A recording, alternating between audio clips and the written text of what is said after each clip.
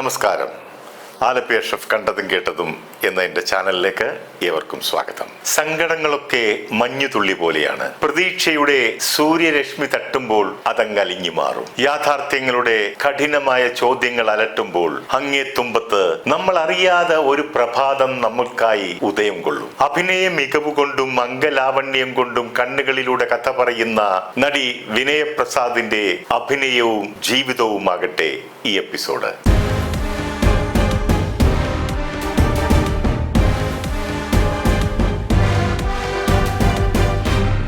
ലാളിത്യമാർന്ന സുന്ദരമായ മുഖത്തിൽ വശ്യതയാർന്ന വിടർന്ന കണ്ണുകളും സദാ ചെറുപുഞ്ചിരിയും പേറി പേരിനെ അന്വർത്ഥമാക്കും വിധം വിനയവുമുള്ള നടിയാണ് വിനയപ്രസാദ്. വിനയപ്രസാദ് എന്ന പേര് കേൾക്കുമ്പോൾ മലയാളികളുടെ മനസ്സിൽ തെളിഞ്ഞു വരുന്നത് മണിച്ചിത്രത്താഴിലെ ശ്രീദേവിയെയാണ്. ആ ചിത്രത്തിൽ അഭിനയിച്ചു കൊണ്ടിരിക്കുമ്പോൾ സംവിധായകൻ ഫാസിൽ അവരോട് പറഞ്ഞ ഒരു കാര്യമുണ്ട്.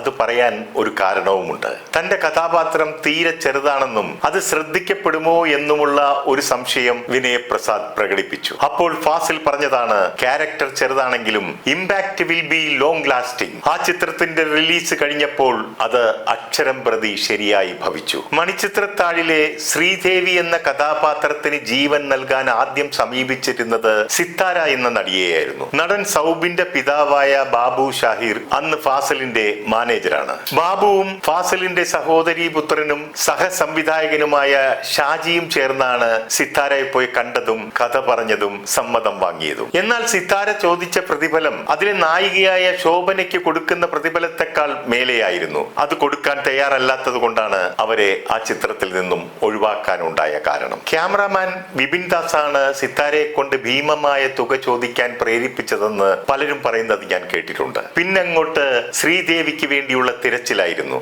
ആ സന്ദർഭത്തിൽ മോഹൻലാൽ തന്നെയാണ് തന്റെ ജോഡിയായി വരേണ്ട ശ്രീദേവി എന്ന കഥാപാത്രത്തിന് വേണ്ടി വിനയപ്രസാദിനെ ശുപാർശ ചെയ്യുന്നത്. മോഹൻലാൽ ബാംഗ്ലൂരിലെ മലയാളി അസോസിയേഷന്റെ ഒരു ഓണാഘോഷ പരിപാടിയിൽ പങ്കെടുക്കുമ്പോഴാണ് വിനയപ്രസാദിനെ കാണുന്നതും പരിചയപ്പെടുന്നതും. മണിച്ചിത്രത്താഴിന്റെ കഥയും പാട്ടുമൊക്കെ ചിട്ടപ്പെടുത്തുന്ന സമയങ്ങളിൽ പലപ്പോഴും ഞാനും പാച്ചിക്കയോടൊപ്പം ഉണ്ടായിരുന്നു. 5 സിനിമയുണ്ടാക്കാനുള്ള സ്ക്രിപ്റ്റ് എഴുതി കൂട്ടിയതിനു ശേഷം അതിൽ നിന്നും കാച്ചിക്കുറുക്കിയെടുത്ത കഥയാണ് മണിച്ചിത്രത്താഴിന്റേത്.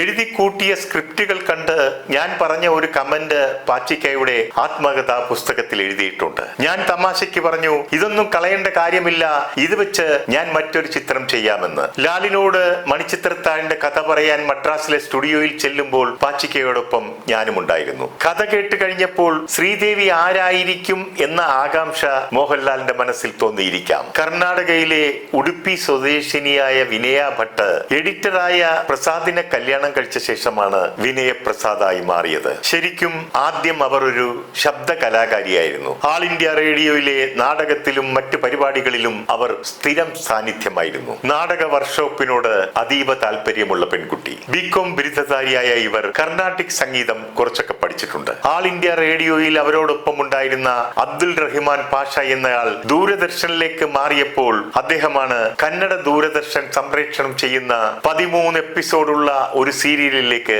ഇവരെ കൈപിടിച്ചു കൊണ്ടുവരുന്നത്. ഇവിടെ എടുത്തു പറയേണ്ട സംഗതി എന്താണെന്ന് വെച്ചാൽ, അവർ പ്രസവിച്ച് 3 മാസം തികയുന്നതിന് മുൻപ് 2.5 മാസം പ്രായമുള്ള കൈക്കുഞ്ഞുമായിട്ടാണ് അവിടെ അഭിനയിക്കാൻ എത്തുന്നത്. ആദ്യ സീരിയലിൽ തന്നെ അവർക്ക് പേരും പ്രശസ്തിയും ലഭിച്ചു. അത് അവരുടെ സിനിമയിലേക്കുള്ള ചവിട്ടുപടിയായി മാറുകയായിരുന്നു. ആദ്യ ചിത്രത്തിൽ തന്നെ കന്നഡയിൽ താരമൂല്യമുള്ള ആനന്ദ് നാഗിന്റെ നായികയാകാൻ ഭാഗ്യം ലഭിച്ചു. പടം സൂപ്പർ ഹിറ്റായിരുന്നു. മലയാളത്തിൽ അവർ ആദ്യമായി അഭിനയിച്ചത് തോപ്പിൽ ബാസിയുടെ മകൻ അജയൻ സംവിധാനം ചെയ്ത പെരുന്തച്ചൻ എന്ന ചിത്രത്തിലായിരുന്നു. പെരുന്തച്ചനിലെ ഭാർഗവി തമ്പുരാട്ടി എന്ന കഥാപാത്രമായി അഭിനയിക്കാൻ എത്തുമ്പോൾ അവർക്ക് മലയാളം ഒരു വാക്ക് പോലും ഉച്ചരിക്കാൻ അറിയില്ലായിരുന്നു. മലയാളം ഡയലോഗുകൾ കന്നഡ ഭാഷയിൽ എഴുതിയെടുത്ത് കാണാപ്പാഠം പഠിച്ചാണ് അവതരിപ്പിച്ചത്. എന്നാൽ ഇന്ന് വിനയപ്രസാദിന്റെ മലയാള ഭാഷയുടെ ഉച്ചാരണ ശുദ്ധി ലളിതവും മനോഹരവുമാണ്. ഇന്നിവിടെ മലയാള മലയാള ഭാഷയെ തന്നെ അവഹേളിക്കും വിധം ചില നടിമാർ ഇംഗ്ലീഷും മംഗ്ലീഷും ഒക്കെ കലർത്തി നമ്മുടെ സുന്ദരമായ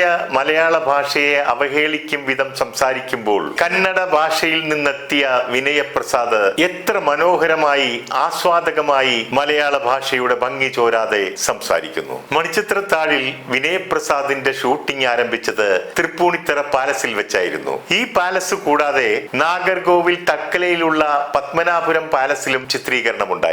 ഈ രണ്ട് പാലസുകളുടെയും ഷൂട്ടിംഗ് പെർമിഷൻ കിട്ടുവാൻ വേണ്ടി ഒരുപാട് കടമ്പകൾ കടക്കേണ്ടതായും വന്നു. ഒടുവിൽ അന്നത്തെ മന്ത്രിയായ TM ജേക്കബാണ് അതിന് സഹായിച്ചത്. അദ്ദേഹത്തിന്റെ കീഴിലായിരുന്നു ഈ വകുപ്പുകൾ. കൊട്ടാരം പോലുള്ള വീട് കണ്ടുപിടിക്കുന്നതിന്റെ ആദ്യ തിരച്ചിലുകളിൽ ഞാനും പങ്കാളിയായിരുന്നു. മലബാർ സൈഡുകളിലൊക്കെ ഇത്തരം വീട് തിരക്കി ഞാനും പോയിരുന്നു. മണിച്ചിത്രത്താഴിന്റെ ഷൂട്ടിംഗ് തുടങ്ങുന്നതിന് മുൻപ് ഒരു ദിവസം ഗണേഷ് കുമാറിന്റെ വീട്ടിൽ എന്നെ ഉച്ചഭക്ഷണത്തിന് ക്ഷണിക്കുകയുണ്ടായി. അന്ന് ഞാൻ അവിടെ എത്തി ഭക്ഷണം കഴിച്ചുകൊണ്ടിരിക്കുമ്പോൾ ഭക്ഷണം വിളമ്പി തന്നുകൊണ്ട് ഗണേഷ് കുമാറിന്റെ അമ്മ എന്നോട് പറഞ്ഞു, എനിക്കൊരു ആഗ്രഹമുണ്ട്, എന്റെ മകൻ ഫാസിലിന്റെ പടത്തിൽ ഒന്ന് അഭിനയിച്ച് കാണണമെന്ന്. അഷ്റഫ്, ഞാൻ പറഞ്ഞു എന്ന് തന്നെ ഫാസിലിനോട് പറഞ്ഞോളൂ. ഞാനത് അതേപോലെ തന്നെ പാച്ചിക്കയുടെ മുൻപിൽ അവതരിപ്പിച്ചു. അങ്ങനെയാണ് പാച്ചിക്ക ആ അമ്മയുടെ ആഗ്രഹം സാധിച്ചു കൊടുത്തത്. മണിച്ചിത്രത്താഴിൽ അഭിനയിക്കാൻ വരുമ്പോൾ വിനയപ്രസാദിന് അവിടെ ആരെയും പരിചയമുണ്ടായിരുന്നില്ല. എന്നാൽ ശോഭനയുടെ സ്നേഹപൂർവ്വമുള്ള പെരുമാറ്റമാണ് അവർക്ക് ആശ്വാസമായതെന്നും അവർ പറയുന്നുണ്ട്.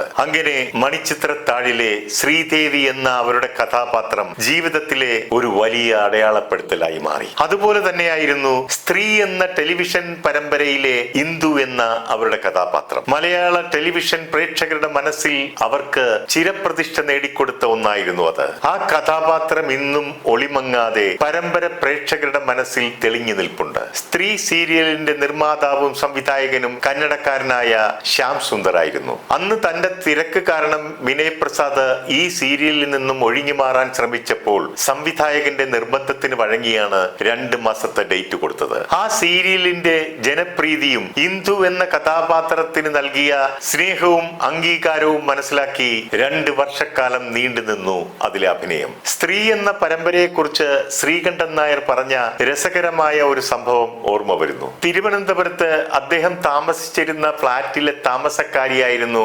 മഹാത്മാഗാന്ധിജിയുടെ ചെറുമകന്റെ ഭാര്യയായ സരസ്വതി ഗാന്ധി. ഒരിക്കൽ ശ്രീകണ്ഠൻ നായരെ നേരിൽ കണ്ടപ്പോൾ തനിക്ക് ഒരു സഹായം ചെയ്യുമോ എന്നവർ ചോദിച്ചു. രാഷ്ട്രപിതാവിന്റെ ചെറുമകൾക്ക് ഞാൻ എന്ത് സഹായമാണ് ചെയ്യേണ്ടതെന്ന് അദ്ദേഹം ചോദിച്ചു. ഞാൻ പറയാം, പക്ഷേ എനിക്കത് സാധിച്ചു തരാമെന്ന് ഉറപ്പു തരണം. തന്നെ കൊണ്ട് സാധിക്കുന്നതാണെങ്കിൽ തീർച്ചയായും ചെയ്തു തരാമെന്ന് ശ്രീകണ്ഠൻ നായർ ഉറപ്പ് കൊടുത്തു. അപ്പോൾ അവർ പറഞ്ഞു, ഇന്ദുവിനെ ഹരിയെ കൊണ്ട് കല്യാണം കഴിപ്പിക്കണം. ശ്രീകണ്ഠൻ നായർക്ക് ഒന്നും മനസ്സിലായില്ല.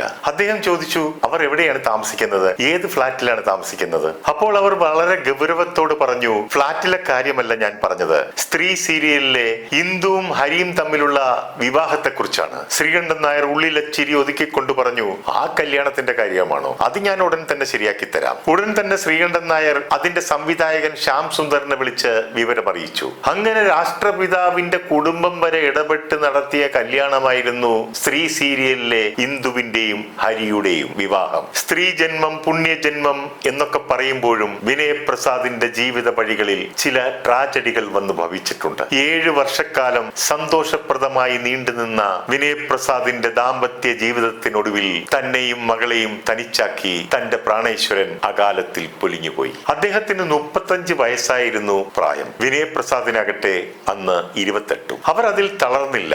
4ാമത്തെ ദിവസം തന്നെ ഷൂട്ടിങ്ങിനായി പോയി തുടങ്ങി. സ്ത്രീകൾ പലരും അതിനെ വിമർശിക്കുന്നുണ്ടായിരുന്നു. എന്നാൽ അതവർ കാര്യമാക്കിയില്ല. കരഞ്ഞിരിക്കാൻ തയ്യാറായില്ല. തകർന്നടിഞ്ഞിരുന്നാൽ എന്ത് കിട്ടുമെന്ന് അവർ ചോദിക്കുന്നുണ്ട്. പ്രായോഗികമായി ചിന്തിച്ചാൽ അവർ പറയുന്നതല്ലേ ശരി. അവരുടെ ഈ പ്രവൃത്തിയും ചിന്താഗതിയും സമാന അനുഭവങ്ങൾ ഉള്ളവർക്ക് ഒരു പാഠവുമാണ്. അവരുടെ മകൾക്ക് 14 വയസ്സുള്ളപ്പോഴാണ് അവർ മറ്റൊരു വിവാഹത്തിൽ ഏർപ്പെടുന്നത്. ഭാര്യ മരണപ്പെട്ട ഒരാൺകുട്ടിയുടെ പിതാവായ ജ്യോതി പ്രകാശാണ് അവരെ വീണ്ടും വിവാഹം കഴിച്ചത്. മകൾക്ക് ആദ്യം ആ വിവാഹം ഉൾക്കൊള്ളാൻ കഴിഞ്ഞില്ല. ആ കുട്ടിയെ കൗൺസിലിംഗിന് വിധേയമാക്കേണ്ടി വന്നു എന്നും അവർ പറയുന്നു. എന്നാൽ ജ്യോതി പ്രകാശ് നല്ലൊരു മനസ്സിന്റെ ഉടമയാണ് എന്നുള്ളതിന്റെ തെളിവാണ് വിനയപ്രസാദ് എന്ന പേര് മാറ്റി വിനയപ്രകാശ് എന്ന പേര് വെക്കാത്തത്. ഇപ്പോൾ വളരെ സന്തോഷപ്രദമായ ഒരു കുടുംബജീവിതമാണ് അവർ നയിക്കുന്നത്. 60 വയസ്സ് പിന്നിട്ടിട്ടും അവരുടെ സൗന്ദര്യത്തിനോ കണ്ണിന്റെ അഴകിനോ ഒന്നും ഒരു കോട്ടവും തട്ടാതെ നിത്യസുന്ദരിയായി അവർ ശോഭിക്കുന്നു. ഇന്നവർ ഒരു അമ്മുമ്മ കൂടിയാണ്. കൂടിയാണ്. ശരിക്കും പറഞ്ഞാൽ ഇപ്പോഴാണ് സ്ത്രീ ജന്മം പുണ്യജന്മമായി മാറിയത്. വിനയ് പ്രസാദിനും കുടുംബത്തിനും എല്ലാവിധ നന്മകളും നേരുന്നു. വേദനകളിലൂടെ വളർന്ന ശാന്തമായ ധൈര്യം, നിശബ്ദമായി ഉള്ളിൽ രൂപപ്പെടുന്ന ആത്മവിശ്വാസം മറ്റുള്ളവരുടെ അഭാവത്തിൽ പോലും നമ്മെ മുന്നോട്ട് നയിക്കും. സ്വയം പിടിച്ചു നിൽക്കാൻ പഠിപ്പിക്കുന്ന ജീവിത പാഠങ്ങളാണിവ. നിർത്തുന്നു. നന്ദി, നമസ്കാരം.